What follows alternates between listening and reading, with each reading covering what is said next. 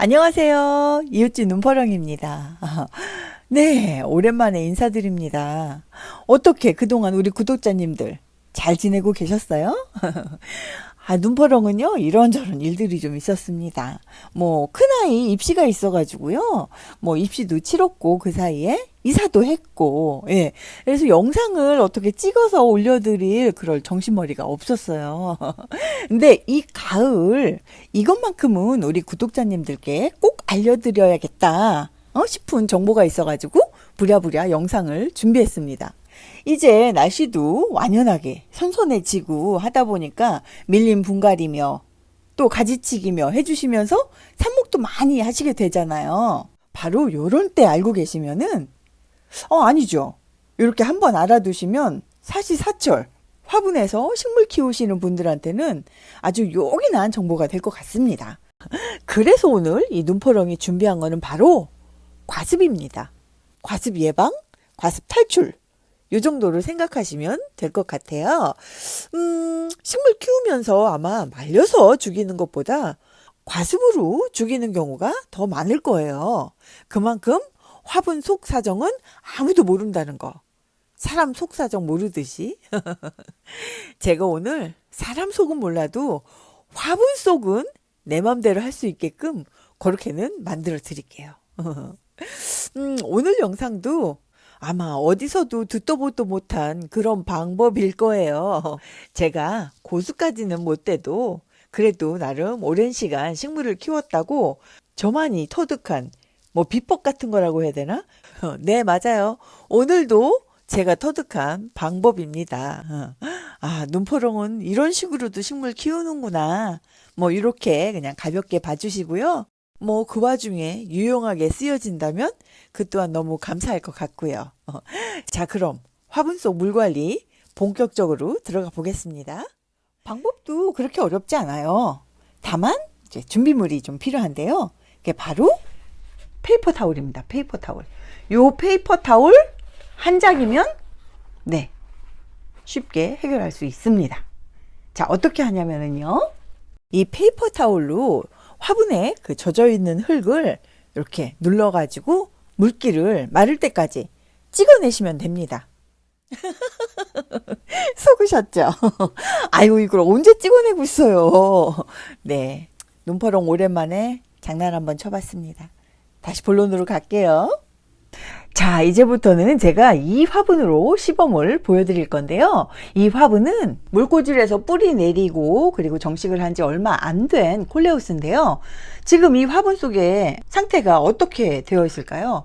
뿌리는 조금이고 지금 거의 대부분 이만큼이 다 흙으로 채워진 상태 아니겠어요?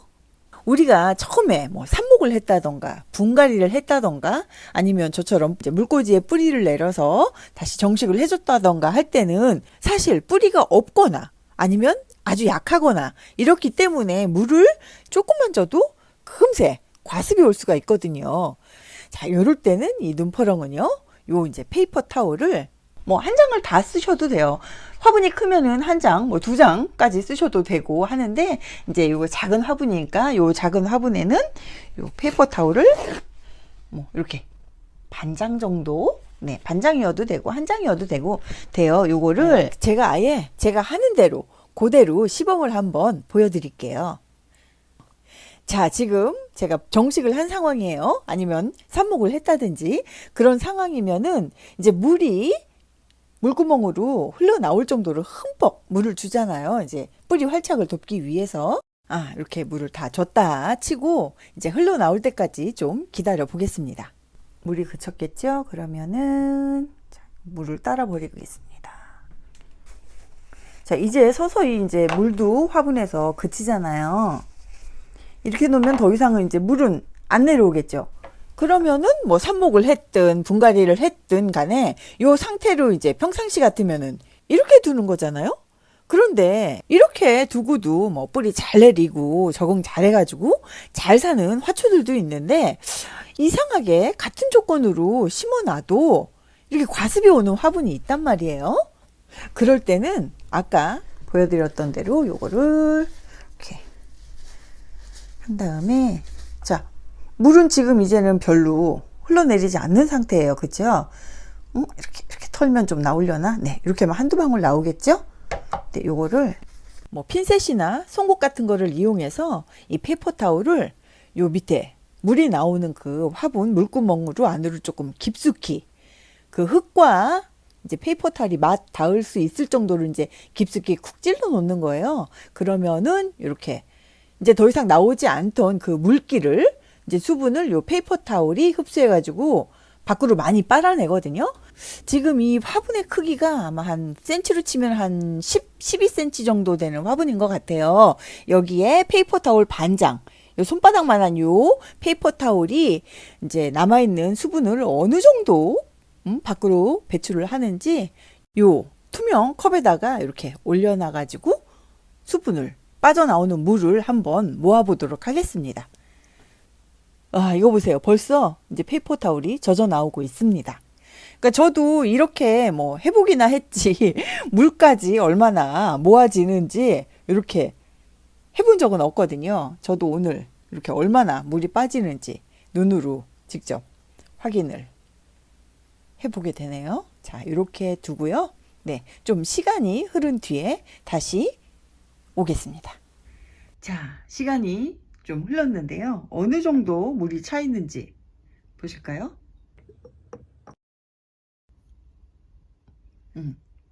이렇게 지금 아직도 천천히 물이 계속 떨어지고 있는 상태고요.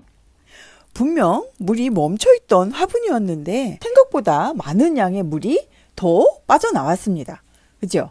그러니까 저 같은 경우에는 뭐 삽목을 했다던가 분갈이를 했다던가 했을 때 좀 과습이 우려되는 화분은 이렇게 페이퍼 타올을 이제 꼽아가지고 이렇게 옆에다가 그냥 냅둬요. 그러니까 원리가 이 화분 안에서 과하게 수분이 오랫동안 머물지 못하도록 이 페이퍼 타올이 계속해서 이제 강제적으로라도 물의 순환을 시켜주는 거죠. 이렇게 고여가지고 썩지 않도록. 그러니까 굳이 페이퍼 타올이 아니어도 요즘 이제 물티슈 많이 쓰시잖아요.